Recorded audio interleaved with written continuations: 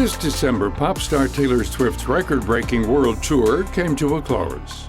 For almost 2 years, the singer-songwriter has traveled to 51 cities and 21 countries and played in front of more than 10 million fans worldwide.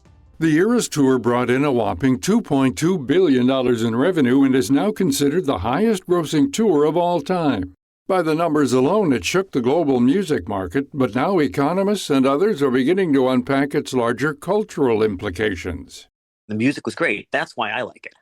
Its artistic and social importance. Beyond that, it had great economic and urban planning related and some political importance, especially outside the U.S. It had a great deal of economic impact in terms of creating jobs and getting money circulating and creating tourism for the cities that got Eras Tour shows. That's Stephanie Burt, the Donald and Catherine Locher Professor of English at Harvard University. Last spring, Burt taught a new course called Taylor Swift and Her World. She says Swift's tour stopped in 23 U.S. cities and many saw a significant boost to their local economies. Take Cincinnati, for example. City officials estimate the Eras Tour generated $92 million in economic activity. And in major metropolitan areas like Los Angeles and London, that number is estimated to be more than $300 million. But how could one tour and one artist drive this much activity?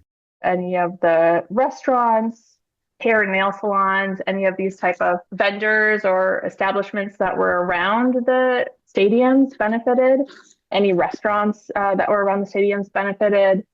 And a lot of people traveled for the Eras Tour. So you had additional sales in gasoline and airfare. You had additional hotel sales that really skyrocketed. A lot of the hotels in cities where the Eras Tour was happening were almost at, if not at full capacity when the tour was here. And then you had this ripple effect. You had arts and crafts stores selling out of beads to make friendship bracelets. You had a lot of Etsy stores and Amazon selling out of, shiny, glittery outfits, and people were trying to figure out what they wanted to wear when they attended the concert. So the impact was pretty massive.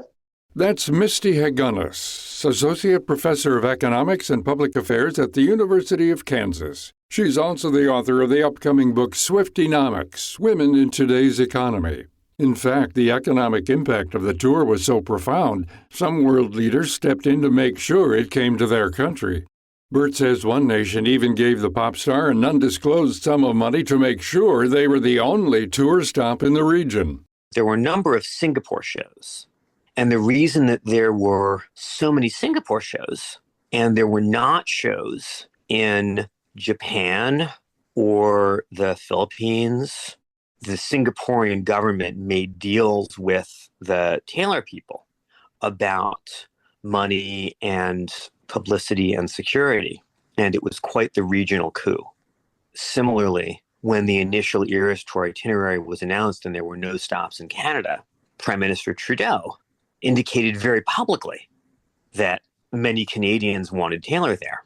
Ultimately, Swift did add Vancouver and Toronto to the final leg of her tour, but despite the financial boost that many cities got from hosting Swift and her fans, the effects weren't all positive, especially for consumers. When tickets first went on sale in 2022, overwhelming demand caused websites like Ticketmaster to malfunction. Millions of people waited hours in online queues just for the site to crash or freeze. Others made it through the line only to find that bots had bought up the majority of the tickets and were already reselling them for thousands of dollars.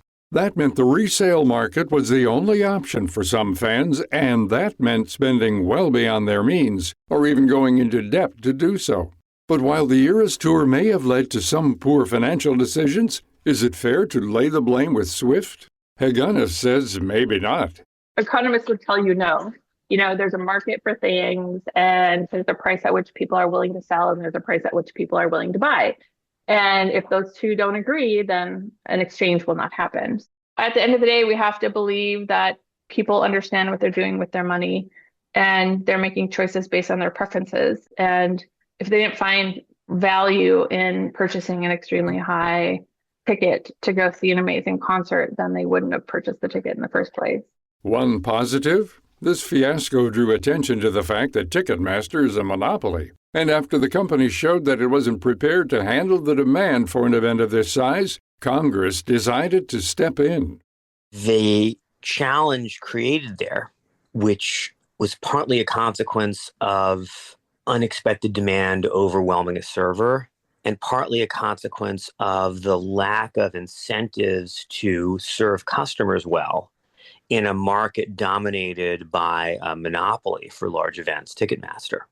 The difficulties that consumers had in getting tickets produced congressional hearings and produced greater consumer awareness that this isn't just a, well, technology is still evolving problem. This is an antitrust problem. Monopolies and near monopolies have very little reason to improve customer service. For reasons that have nothing to do with Taylor or with pop music and everything to do with the shape of American politics. Following the congressional hearings, the U.S. Department of Justice filed a civil antitrust lawsuit against Ticketmaster and its partner Live Nation. The two ticketing companies joined forces in 2010, but now the Justice Department is calling for a dissolution of the merger. The impact of the era's tour on both the music industry and millions of fans worldwide is undeniable, so much so that Swift was named Time's Person of the Year in 2023. As this chapter comes to a close, people are reflecting on what made it such a groundbreaking cultural phenomenon. Higunas credits this to what she calls a perfect storm.